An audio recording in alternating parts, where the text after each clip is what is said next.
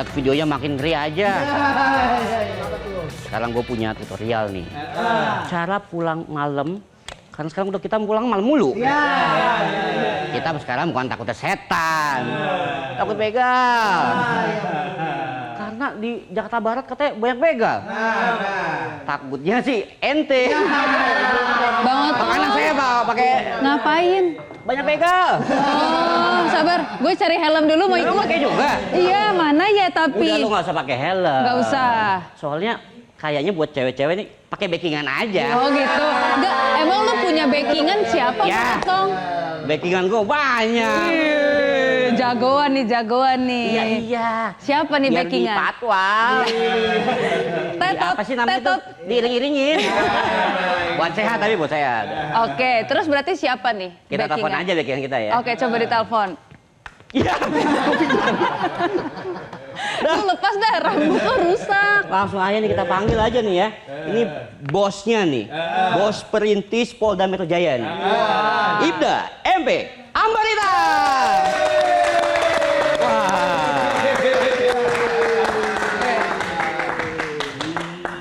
Oke, Bang Otong sabar. Siap. Salam presisi yo. Silakan duduk. Iya. Kita bakal ngobrol-ngobrol tentang begal. Tentunya dalam apa? Bercanda. Iya. Bercanda yuk. Aduh, Bang Otong kok nggak bilang-bilang ngundang polisi? Ya, kenapa emang? Takut. Emang ente ada salah apa?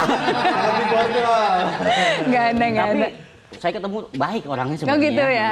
Biasanya emang polisi gitu, suka baik-baik tiba-tiba ketangkap. Enggak lah. Enggak dong.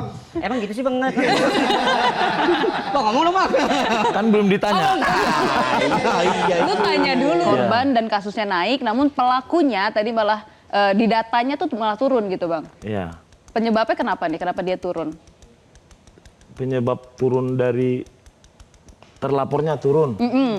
Pertama mungkin ya. Kita kan nggak tahu karena bukan kita pelapornya. Pelapornya. Satu orang malas lapor. Oke. Yang kedua capek. Yang ketiga ikhlas. Oh. Karena saya pernah mengalami seperti itu. Oh gitu. Banyak yang ikhlas Bang. Baru kemarin 2 hari yang lalu. Bukan. Hari ini tanggal berapa? Tanggal 29. Tanggal 28. Oh 28 Pagi. salah. Percis. Ya. Jadi pas kita lakukan penangkapan, 5 motor hasil curian yang kita tangkap ini, satu pun mereka tidak membuat laporan polisi. Oh. Itu sampelnya sampelnya. dari situ. Terus kenapa? Saya tanya. Secara jujur mereka ikhlas ngomongnya. Oh gitu.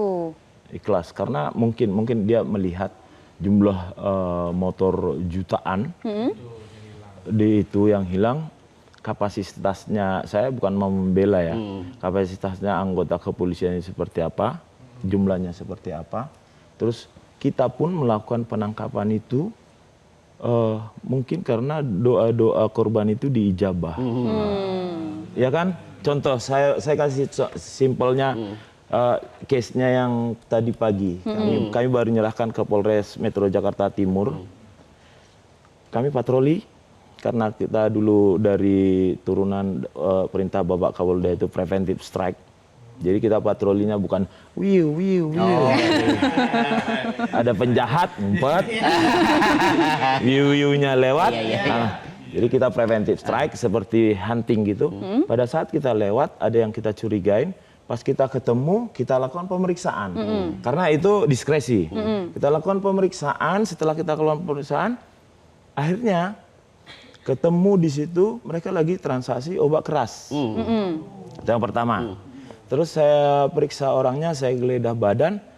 Akhirnya pas saya pegang dari kantong belakangnya, ketemu mata kunci yang sudah dibentuk untuk membobol sepeda motor. Akhirnya timbul pemikiran. Itu nggak mungkin dong buat congkel-congkel gigi. Nggak mungkin. Atau buat mahat, bikin patung gitu kan. Ketemu lagi letter T-nya. Nah, timbullah pemikiran bahwasanya itu akan sudah dilakukan karena pada saat itu mereka bukan sedang melakukan. Tapi sudah. Berarti kita muncul pemikiran sudah pernah. Akhirnya kita lakukan interview, kalau interogasi terlalu kayak film FBI itu. Interview, kita lakukan interview terhadap mereka ya secara humanis dong. Ya kan? Karena kita melakukan metode-metode interogasi yang sudah kita pelajari. Kalau metode interogasi mungkin dengan kekerasan yang berlebihan, itu berarti kurang pendidikan dia. Kita ketemu. Akhirnya pada saat kita ketemu TKP, ketemu motor yang sudah pernah dicuri, yang pernah sudah diambil di salah satu kontrakan, di salah satu penada. Akhirnya pas kita masuk ke kontrakan itu, ternyata di dalam itu ada bandar sabu-sabu. Wah. Iya. Banyak juga nih. Nah, itulah kita membahas tentang yang tadi ini. Nah, pada saat kalau kita kan sudah ketemu motor hasil kejahatan, berarti kan sesudahnya kita nyari TKP-nya. Kita interview lagi ini pelaku kejahatan ini. Di mana ngambilnya, tanggal berapa? Ternyata 2 hari sebelumnya. Ditunjukin di sini, kebetulan di depan rumah korbannya. Kita kasih tahu, Pak, Bapak pernah kehilangan motor ini enggak? Bapak pernah ini enggak? Oh iya Pak, bisa lihat BPKB-nya. Pas kita lihat BPKB-nya, kita cocokin dengan kendaraan yang kita temukan ini, cocok. Oh, Bapak udah buat laporan polisi belum? Ternyata belum. Belum, Pak. Oh gitu. Nah, salah satu bukti awal daripada Bapak sudah mengalami suatu kejahatan adalah Bapak buat laporan polisi. Udah Pak, saya ikhlas aja gitu. Bang, kita kan sekarang lagi di Jakbar nih ya kan, Jakarta Barat. Nah, ternyata berdasarkan data dari polisi, kalau Jakbar ini menjadi salah satu daerah yang paling rawan nih. Bisa dilihat di sini di Jakbar ada 39 kasus. Sisanya masih belasan, bahkan di Tanjung Priuk hanya 1 kasus nih. Nah, ini kenapa sih Bang Jakbar ini data jadi dari paling... siapa sih? Ini dari Pusiknas Barreskrim Polri. Oh, bukan. Saya kira data dari Perintis Presisi. Oh itu ini lagi ada data. Oh, kalau kami punya data sendiri.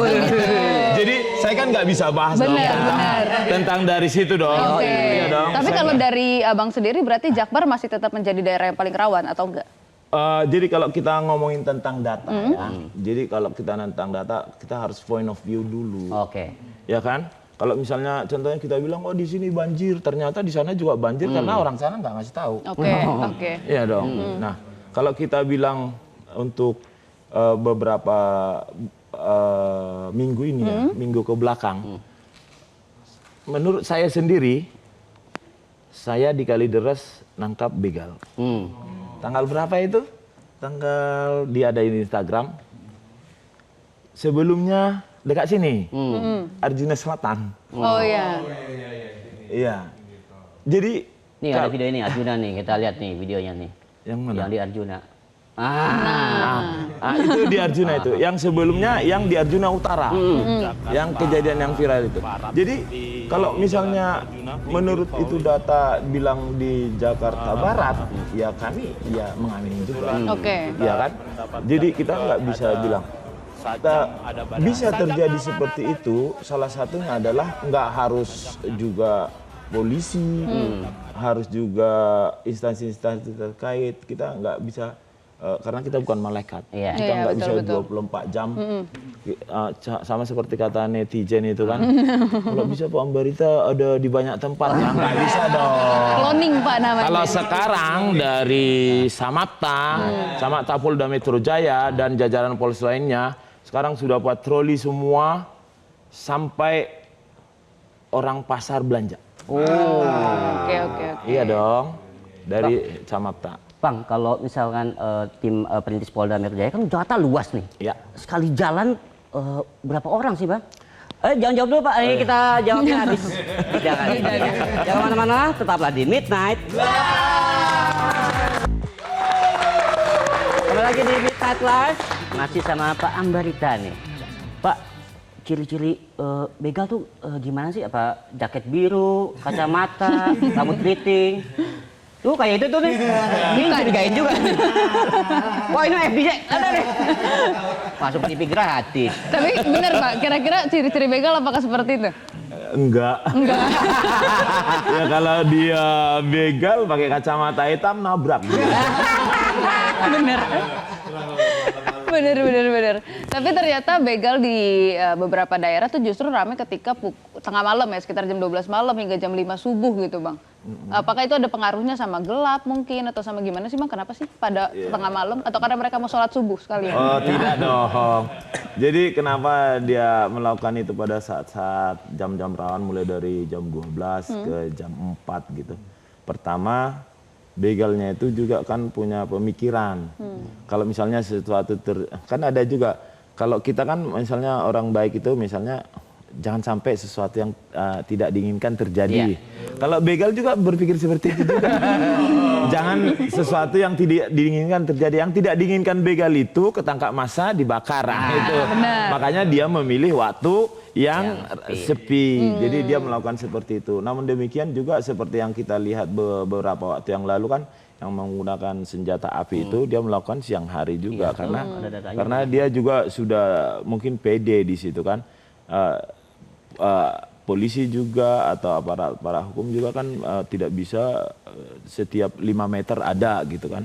Mungkin pas polisinya lagi di sana, dianya di sini kan. Itu selalu berkesinambungan. Jadi yang sekarang yang dilakukan khususnya Polda Metro Jaya, jajaran Polda Metro Jaya itu ya nggak menentu waktu yang harus bagaimana. Jadi dia 24 jam itu harus berkeliling terus seperti itu. Pak, tadi saya nanya tim perintis Polda Metro Jaya itu Jakarta seluas ini berapa sekali jalan? Sekali jalan kita 3 tim. Satu tim? Satu tim itu 22 orang, termasuk dantonnya, komandannya. Itu keliling Jakarta tuh? Ya, jadi sesuai dengan instruksi dari Bapak Kapolda Metro Jaya melalui direktur saya, Direktur Samapta itu. Jadi untuk saat-saat ini karena memang intensitasnya lagi tinggi kan, kita ada 3 tim patroli perintis presisi Polda Metro Jaya. Jadi kita dibagi dari jajar wilayah hukum Polda Metro Jaya itu dibagi 3. Mulai dari Polda Metro Jaya bagian barat, bagian utara sama bagian selatan. Jadi kita bisa contohnya kayak waktu ini saya nggak bisa bilang nanti saya di sini. Misalnya tim 1 hari ini malam ini ada di 3 wilayah seperti Bekasi, Jakarta Utara, Jakarta Timur. Nanti yang tim 2 ada di Tangerang Selatan, Tangerang, Cengkareng, Jakarta Barat. Nanti yang tim 3 Jakarta Selatan, Depok, seperti itu. Jadi kita selalu berkesinambungan, jadi terkoneksi. Nanti sekali mutar. Kalau dirasa sudah orang pasar sudah pulang, yang belanja ke pasar impres sudah pulang, baru kita kembali, nanti diganti paginya sama anak-anak dari Patmor, dari Patko yang berkeliling. Seperti itu instruksi dari Bapak Kapolda melalui Samapta. Jadi kita selalu berkesinambungan untuk mengcover seluruh wilayah tadi. Jadi kita untuk preventif strike-nya pada malam ini kita mulai nanti sudah selesai patroli kegiatan rutin yang ditingkatkan pada jam 12, baru kita mulai dari jam 12 sampai jam 6 sampai jam 5 seperti itu. Lelah juga ya. Baru mau ikut ternyata. Baru mau ikut. Hanif udah ikut. Hanif udah iya. Tapi langsung minta pulang dia. Karena udah ada Pak Jamret. Pak, ada arahan nggak sih buat warga-warga untuk hati-hati atau gimana lah dari Pak Amarita ini? Ya, jadi arahan saya gini, ada atau tidak adanya fenomena yang kejahatan jalanan ini, ya kita harus tetap mengamankan diri. Karena keamanan diri itu datangnya dari kita. Kita nggak bisa bilang, oh daerah sini rawan, daerah sini tidak rawan. Buktinya itu di Jalan Gunung Sahari, itu di tengah-tengah ada di situ markas Brimob, ada marinir, ada di situ kan. Ya kita nggak bisa bilang seperti itu. Jadi kita keamanan diri kita itu datang dari diri sendiri. Misalnya Mbak siapa? Seha pulang naik motor dari Jalan Arjuna. Ya setidaknya dikawal, bukan dikawal, ada temannya. Ada temannya berbarengan minimal 2 motor.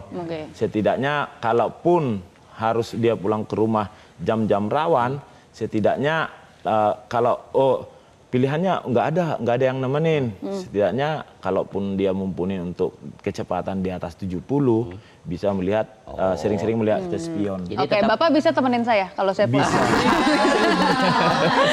Oke, terima kasih buat Pak Marita udah hadir di Timeline. Pak, jangan lupa nanti ajak-ajak saya untuk patroli ya. Boleh. Boleh ya? Sampai bertugas lagi sama Pak Poli. Siap. Sukses terus. Terima kasih. Oke, Omania, jangan kemana-mana. Kita akan bahas final Liga Champion abis jeda. Jangan kemana-mana. Tetap di Midnight Live. Jelajahi cara baru mendapatkan informasi. Download Metro TV Extend sekarang.